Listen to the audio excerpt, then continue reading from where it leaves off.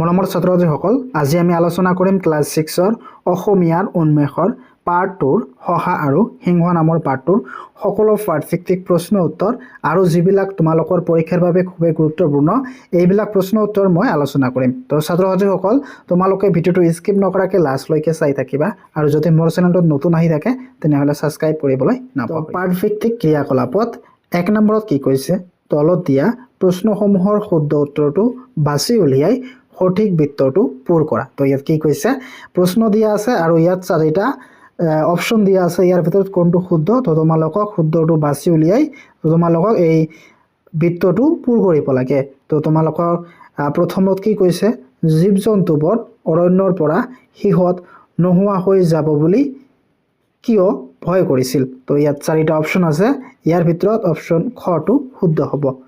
মন্দমতীয়ে যধে মধে জন্তুবোৰ বধ কৰাৰ বাবে। তো তোমালোকে খ নম্বৰ বৃত্তটো পূৰ কৰি দিবা ভালদৰে। তোমাৰ বহীত কাঠ পেঞ্চিলেৰে খ নম্বৰ বৃত্তটো পূৰ কৰি দিবা। ইয়াত কি কৈছে, জীৱ জন্তুবোৰ অৰণ্যত সিহঁতৰ নোহোৱা হৈ যাব বুলি কিয় ভয় কৰিছিল। তো অৰণ্যৰ জীৱ জন্তুবোৰ সিহঁত নোহোৱা হৈ যাবলৈ কিয় ভয় কৰিছিল। তো ইয়াৰ ভিতৰত অপশ্যন খটো শুদ্ধ হ'ব, কাৰণ মন্দমতীয়ে যধে মধে জন্তুবোৰ বধ কৰাৰ বাবে। মন্দমতীয়ে যধে মধে জীৱ জন্তুবোৰ মাৰাৰ বাবে বা চিকাৰ কৰাৰ বাবে অৰণ্যৰ জীৱ জন্তুবোৰে ভয় খাইছিল, তেওঁলোক নোহোৱা হৈ যোৱাৰ ভয়ত।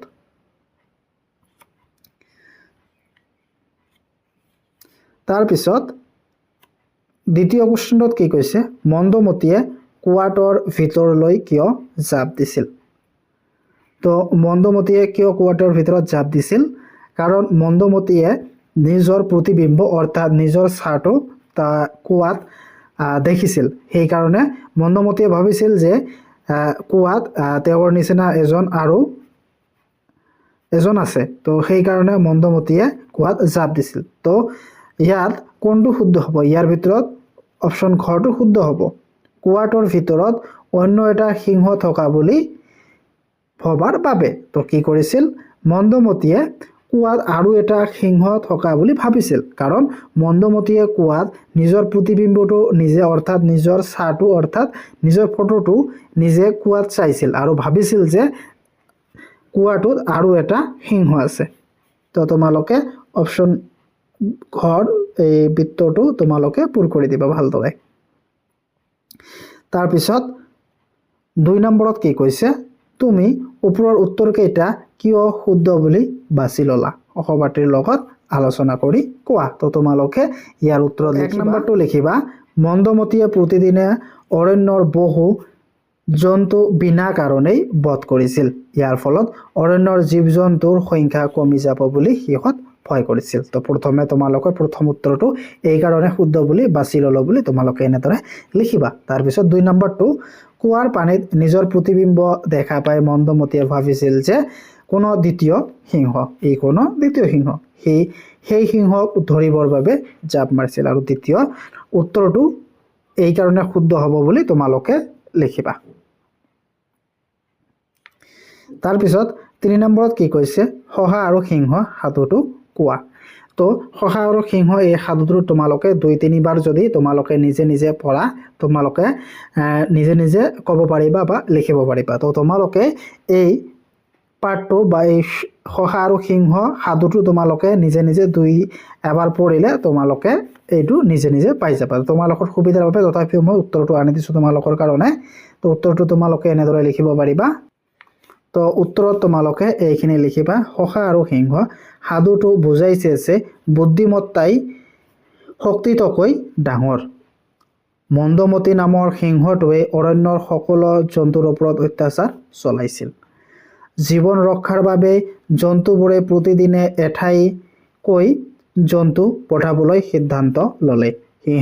সিহঁতে সিংহক বুজালে যে যদি প্ৰতিদিনেই স্বেচ্ছাৰে এটা জন্তু নিজে তেওঁৰ আহাৰ হ'বলৈ আহে তেন্তে তেওঁক চিকাৰ কৰিবলৈ কষ্ট নকৰিলেও হ'ব। এদিন শহাৰ পাল আহিল। শহাই কৌশলে মন্দমতীক কুৱাটোৰ ওচৰলৈ লৈ গ'ল আৰু ক'লে যে আন এখন সিংহ কুৱাত লুকাই আছে।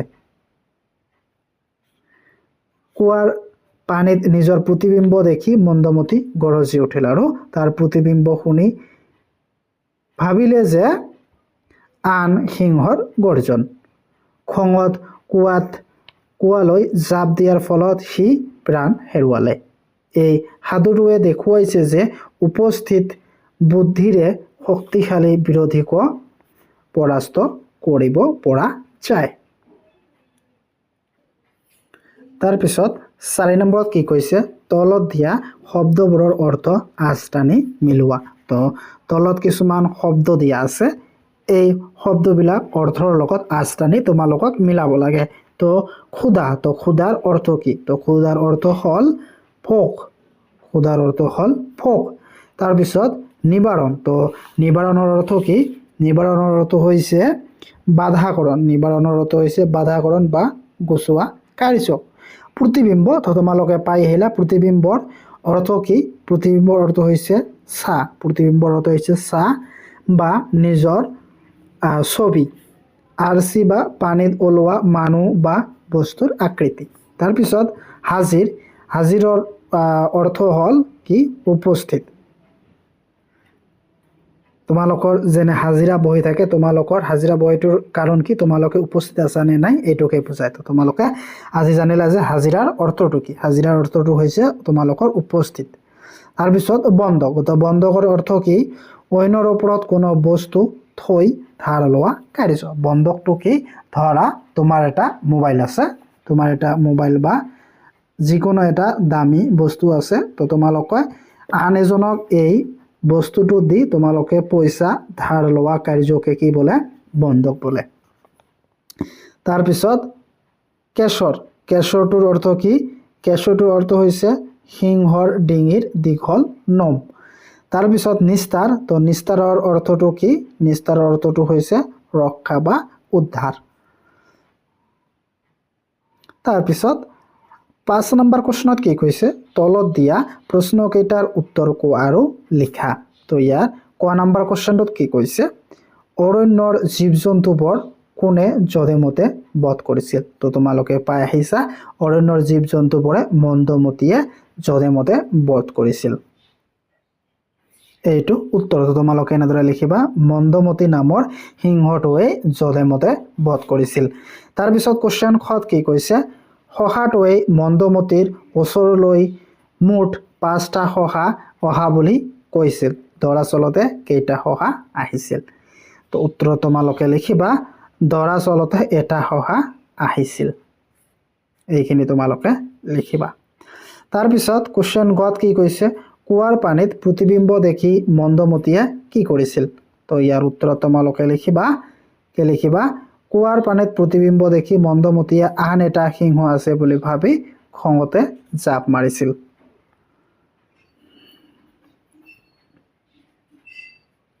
তাৰপিছত 6 নম্বৰত কি কৈছে, তলত দিয়া প্ৰশ্নকেইটাৰ উত্তৰ দলত আলোচনা কৰি উত্তৰ দিয়া। তো ইয়াৰ ক নম্বৰ কুৱেশ্যনটোত কি কৈছে, অৰণ্যৰ জীৱ জন্তুবোৰে আলোচনা কৰি কি সিদ্ধান্ত লৈছিল? সেইমতে কাম কৰিলে তেওঁলোকৰ কি লাভ হ'ব বুলি ভাবিছিল? তো ইয়াৰ উত্তৰত তোমালোকে এনেদৰে লিখিবা, অৰণ্যৰ সকলো জীৱ জন্তুৱে মিলি আলোচনা কৰি এই সিদ্ধান্ত লৈছিল যে প্ৰতিদিনেই পালক্ৰমে এটি জন্তু সিংহৰ আহাৰ হিচাপে পঠোৱা হ'ব। সিহঁতেই সিংহক এই বিশ্বাস দিছিল যে এনে কৰিলে তেওঁৰ খাদ্যৰ অভাৱ নহ'ব আৰু তেওঁক চিকাৰৰ বাবে বেছিকৈ কষ্ট কৰিব নালাগে। তাৰপিছত ইয়াত কি লাভ হৈছিল তেওঁলোকৰ? এই ব্যৱস্থাই সিংহৰ ক্ষুধা নিবাৰণ কৰাৰ লগতে অৰণ্যৰ জীৱ জন্তুবোৰক সম্পূৰ্ণৰূপে ধ্বংস হোৱাৰ পৰা ৰক্ষা কৰিব। তো এনেকা কৰিলে মন্দমতীয়ে যধে মধে সকলো জীৱ জন্তু খাব নোৱাৰিব, সেইকাৰণে এনেকা বুদ্ধি কৰিছিল। তাৰপিছত কুৱেশ্যন খত কি কৈছে, কুৱাৰ পানীত শহাটোৱে তাৰ প্ৰতিবিম্বটো দেখি কি বুদ্ধি পাঙিছিল? তো উত্তৰত তোমালোকে লিখিবা, শহাটোৱে ভাবিলে সিংহক নিজ ছাঁটো অৰ্থাৎ নিজ প্ৰতিবিম্বটো দেখুৱাই ইমান খঙাল কৰি দিব যাতে সি লাভ দি পানীত পৰে। তো কুৱাৰ পানীত শহাটোৱে তাৰ প্ৰতিবিম্ব দেখি কি বুদ্ধি ভাঙিছিল তো তোমালোকে এনেদৰে লিখিবা শহাটোৱে মনে মনে ভাবিলে সিংহক নিজ চাহটো অৰ্থাৎ সিংহৰ প্ৰতিবিম্বটো কুৱাত দেখুৱাই তাত খং উঠাই দিব আৰু সি খঙতে কুৱাত লাভ দি পানীত পৰে কি সিংহটোৱে খং উঠাৰ পিছত সি জাপ মাৰি কুৱাত পৰিব অৰ্থাৎ পানীত পৰিব তো এনেদৰে লিখিবা শহাটোৱে ভাবিলে সিংহক নিজ চাহটো দেখুৱাই অৰ্থাৎ প্ৰতিবিম্ব দেখুৱাই ইমান খঙাল কৰি দিব যাতে সি লাভ দি অৰ্থাৎ জাপ দি পানীত পৰে তাৰপিছত কোৱেশ্চন গত কি কৈছে সিংহক পতিয়ান নিয়াবলৈ ভয়তেই শহাই ইনাই বিনাই কি কথা কৈছিল তো উত্তৰত তোমালোকে লিখিবা সিংহক পতিয়ান নিয়াবলৈ ভয়তে শহাই ইনাই বিনাই কৈছিল যে আন এটা সিংহ সিহঁতৰ আগত ৰজা হৈ থকাৰ দাবী কৰিছিল তো তোমালোকে এইখিনি লিখিবা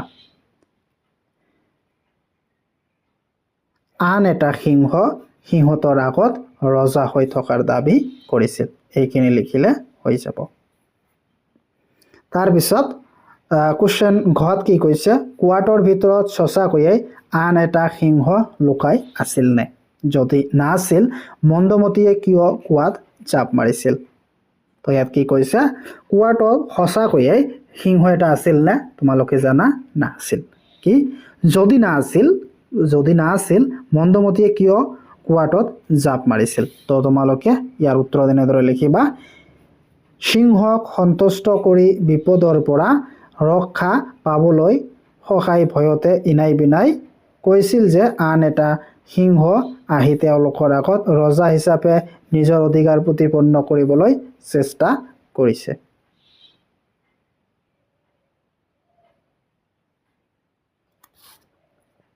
তো ইয়াৰ কোৱেশ্চন ঘৰত কি কৈছে কুৱাটোৰ ভিতৰত সঁচাকৈয়ে আন এটা সিংহ লুকাই আছিল নে যদি না আছিল মন্দমতীয়ে কিয় কুৱাটোত জাপ মাৰিছিল তোমালোকে লিখিবা কি নহয় কুৱাটোত আন কোনো সিংহ নাছিল তো কিয় জাপ মাৰিছিল যদি না আছিল মন্দমতীয়ে নিজৰ চাহটোকে আন সিংহ বুলি ভাবি খঙৰে কুৱাটোত জাপ মাৰিছিল কিয় জাপ মাৰিছিল মন্দমতীয়ে নিজৰ চাহটোকে আন এটা সিংহ বুলি ভাবি অৰ্থাৎ নিজৰ প্ৰতিবিম্বটোকে আন এটা সিংহ বুলি ভাবি খঙতে কুৱাত জাপ মাৰিছিল তাৰপিছত 7 নম্বৰত কি কৈছে কোনে কাক আৰু কিয় কৈছিল লিখা তো ইয়াৰ ক নম্বৰত কি কৈছে এনে কৰিলে আপুনি শিকাৰ ধৰিবলৈ একো কষ্ট কৰিব নালাগে আৰু অনায়াসে খাই বৈ থাকিব পাৰিব এটো কোনে কাক আৰু কিয় কৈছে তো উত্তৰত লিখিবা অৰণ্যৰ জীৱ জন্তুবোৰে মন্দমতীক কৈছিল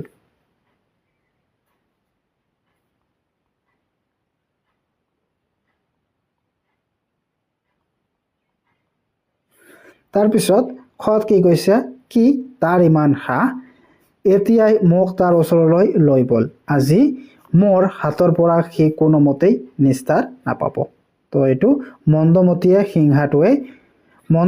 সিংহাটোৱে শহাটোক কৈছিল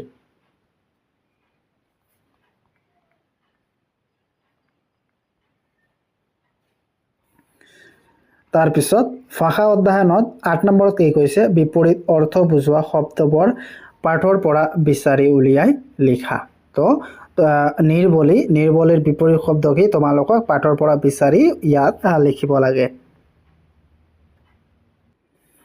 তো তোমালোকে লিখিবা নিৰ্বলী ইয়াৰ বিপৰীত শব্দ হ'ল বলি বৰ্জন ইয়াৰ বিপৰীত শব্দ হ'ল গ্ৰহণ সুখ ইয়াৰ বিপৰীত শব্দ হ'ল দুখ প্ৰজা ইয়াৰ বিপৰীত শব্দ হ'ল ৰজা স্থিৰ ইয়াৰ বিপৰীত শব্দ হ'ল অস্থিৰ অসন্মত ইয়াৰ বিপৰীত শব্দ হ'ল সন্মত দূৰ ইয়াৰ বিপৰীত শব্দ হ'ল ওচৰ চঞ্চল ইয়াৰ বিপৰীত শব্দ হ'ল গহীন তাৰপিছত 9 নম্বৰত কি কৈছে বাক্য ৰচনা কৰা তো প্ৰথমতে কি দিছে ৰাজত্ব তো এইটো দি বাক্য ৰচনা কৰিব লাগে তো তোমালোকে এনেদৰে লিখিবা শহা আৰু সিংহৰ সাধুত মন্দমতী নামৰ সিংহই ৰাজত্ব কৰিছিল তাৰপিছত প্ৰস্তাৱ বিয়াত যাবৰ কাৰণে মীনাৰ ঘৰৰ পৰা সুনীতাৰ ঘৰলৈ প্ৰস্তাৱ আগবঢ়ালে। তাৰপিছত প্ৰতিবিম্ব কুৱাৰ পানীত মন্দমতীয়ে প্ৰতিবিম্বটো দেখি আন এটা সিংহ আছে বুলি ভাবি গৰজি উঠিল। তাৰপিছত প্ৰতিধ্বনি প্ৰতিধ্বনি দি বাক্য বনাব লাগে। সিংহৰ সেই গৰ্জন কুৱাৰ ভিতৰৰ পৰা প্ৰতিধ্বনি হৈ ওলাই আহিছিল। তাৰপিছত অনায়াসে সঠিক পৰিকল্পনাৰে কাম কৰিলে যিকোনো লক্ষ্য অনায়াসে অৰ্জন কৰিব পৰা যায়। তোমালোকে এনেদৰে বাক্য ৰচনা কৰিবা। তাৰপিছত জানো আহা কি কৈছে ক নম্বৰত, ভোকত মোৰ পেটে কাও কাও শব্দ কৰিছে। ইয়াত কাও কাও হ'ল ভোকত পেটত সৃষ্টি হোৱা শব্দৰ অনুকৰণৰ কোৱা শব্দ। এনেদৰেই জীৱ জন্তু চৰাই চিৰিকটি গাড়ী মটৰ আদি শব্দৰ অনুকৰণ সৃষ্টি হোৱা শব্দবোৰেই অনুকৰণ শব্দ। যেনে কাউৰী কাউৰীৰ কা কা, কুকুৰৰ ভৌ ভৌ, মেঘৰ গিৰ গিৰ, ঘড়ীৰ টিক টিক আদি। এইবোৰ তোমালৈ তলৰ বাক্য কেইটালৈ মন কৰা। কি শহাটোৱে ভয়তে ইনাই বিনাই ক'লে, সৰু জীৱ এটাৰ মহাৰাজৰ ভোগ নপলাব বুলি ভাবিছিলোঁ। ইয়াত ইনাই বিনাই শব্দটোৱে অৰ্থপূৰ্ণ শব্দ হৈছে বিনাই। ইনাই শব্দটো নিজৰ কোনো অৰ্থ নাই, ই অৰ্থহীন শব্দ। বিনাই শব্দটোৰ ধ্বনিৰ অনুকৰণতেই ইনাই শব্দটোৰ সৃষ্টি হৈছে। এই অৰ্থহীন শব্দৰ মূল শব্দৰ আগত বা পাছত বহিব পাৰে।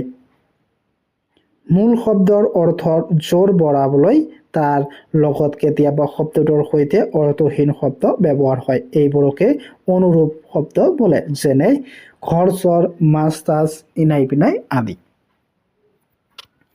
তাৰপিছত 10 নম্বৰত কি কৈছে, দলত আলোচনা কৰি ফুলপাহৰ পাখিবোৰত থকা শব্দ ব্যৱহাৰ কৰি তলৰ দফাৰ সম্পূৰ্ণ কৰা। তো ইয়াত এই ফুলপাহিত কিছুমান শব্দ দিয়া আছে। এই শব্দবিলাক প্ৰয়োগ কৰি তলৰ খালী ঠাইবিলাকক তোমালোকক পূৰ কৰিব দিছে। তো তোমালোকে এনেদৰে লিখিবা কি জোনমণিৰ ঘৰৰ কাষেৰে এটি নিজৰা কুলকুলকৈ বৈ গৈছে। তো তোমালোকে খালী ঠাইত লিখিবা কুলকুলকৈ। ইয়াত কুলকুলকৈ আছে, এইটো কুলকুল। তাৰপিছত ফুলনিত ফুলবোৰ কি জগমগকৈ ফুলি আছে। তো ইয়াত জগমগ ক'ত আছে, এইটো জগমগকৈ ফুলি আছে। ফুলবোৰত ভমৰাই গুণগুণ, তো খালী ঠাইত হ'ব কি গুণগুণ। তো গুণগুণ ক'ত আছে, এইটো গুণগুণকৈ উৰি ফুৰিছে। নিয়ৰ টোপালবোৰ টপ টপকৈ সৰিছে, এইটো টপ টপকৈ সৰিছে। তাৰপিছত লহপ, এইটো লহপকৈ বতাহ বলিছে। গোলাপৰ পুলিটো ৰিপ ৰিপকৈ বাঢ়ি আছে। ৰিপ ৰিপ ক'ত আছে, এইটো ৰিপ ৰিপকৈ বাঢ়ি আছে আহিছে। তাকে দেখি জোনমণিয়ে খিলখিলকৈ হাঁহিছে। এইটো খিলখিলকৈ হাঁহিছে। তাৰপিছত 11 নম্বৰত কি কৈছে, দুজনীয়া দলত বিভক্ত হৈ উদাহৰণ চাই অন্তমিল থকা আন শব্দ গঠন কৰা। তো অন্তমিল থকা অৰ্থাৎ কি এই লাষ্টত মিল থকা তোমালোকক শব্দ লিখিব লাগে। যেনেদৰে ইয়াত লিখিছে গলগলীয়া, খলখলীয়া, চলচলীয়া, মলমলীয়া। তো ইয়াত তোমালোকে কি মিল পাইছা, এইটো লিয়াটো মিল পাইছে। ইয়াতো লিয়া আছে, ইয়াতো লিয়া আছে, ইয়াতো লিয়া আছে। তাৰপিছত তো তোমালোকে ইয়াত কি কৈছে টিকটিকিয়া। তো তোমালোকৰ লাষ্টত ইয়াতো কি মিলাব লাগিব, টিকটিকিয়া, খৰচীয়া, জৰ্জৰীয়া, মচমচীয়া। তাৰপিছত জগমগ, তো এই মগটো তোমালোকে লাষ্টত মিলাই ল'বা। চকমক, জগমগ, ৰকমক।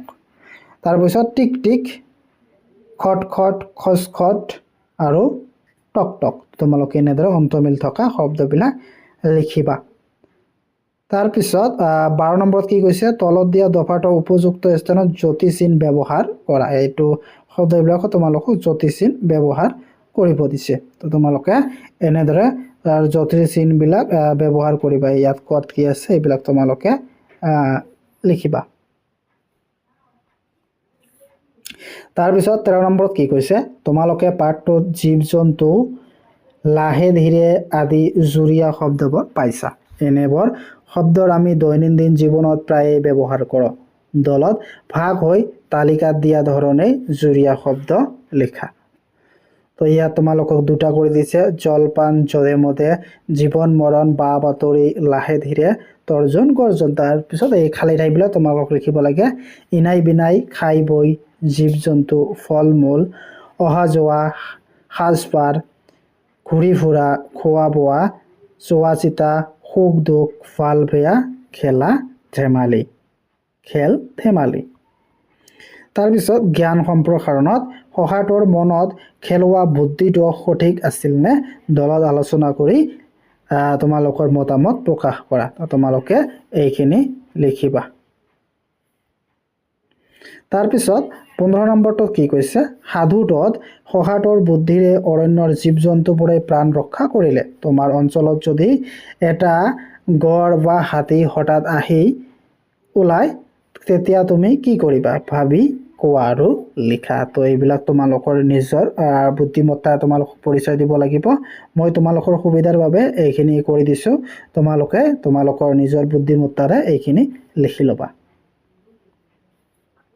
তাৰপিছত 16 নম্বৰত কি কৈছে সহাটোৱে কৌশলৰে মন্দমতিৰ পৰা নিজৰ লগতে অৰণ্যৰ জীৱ জন্তুবোৰক ৰক্ষা কৰিলে সহাটোৱে অৱলম্বন কৰা এই কৌশলৰ লগত তুমি সহমত হয়নে তোমালোকৰ সাপেক্ষে আৰু বিপক্ষে যুক্তি দিয়া তোমালোকে যুক্তি দিব গৈছে তোমালোকে এইটো হৈছে সাপেক্ষে যুক্তি তো সাপেক্ষে যুক্তিটো তোমালোকে এইখিনি লিখিবা সহাটোৱে নিজৰ প্ৰাণ ৰক্ষা কৰাৰ লগতে অৰণ্যৰ সকলো জীৱ জন্তুবোৰৰ প্ৰাণ ৰক্ষা কৰিলে সিংহৰ সৈতে যুঁজ নকৰি বুদ্ধিৰে সমস্যাটো সমাধান কৰিলে সহাটোৱে সিংহৰ পদ বাছি লোৱাটোকৈ চতুৰভাৱে সিংহক ভুল ধৰাই কুৱালৈ জাপ দিয়াবলৈ বাধ্য কৰালে আৰু বিপক্ষে তোমালোকে এইটো লিখিব পাৰা সহাটোৱে মিছা কথাৰে সিংহক বিভ্ৰান্তি কৰিছিল যাক নৈতিকভাৱে ঠিক বুলি ক'ব নোৱাৰি যদি সিংহই সত্য জানিলেহেঁতেন তেন্তে অৰণ্যৰ জীৱ জন্তুক বিপদত পৰিলেহেঁতেন তাৰপিছত 17 নম্বৰ কি কৈছে দলত ভাগ হৈ প্ৰতিটো দলত তলত দিয়া শব্দসমূহৰ পৰা অতি কমেও 5টাকৈ শব্দ ব্যৱহাৰ এটাকৈ দফা লিখা তো এইখিনি তোমালোকে লিখিবা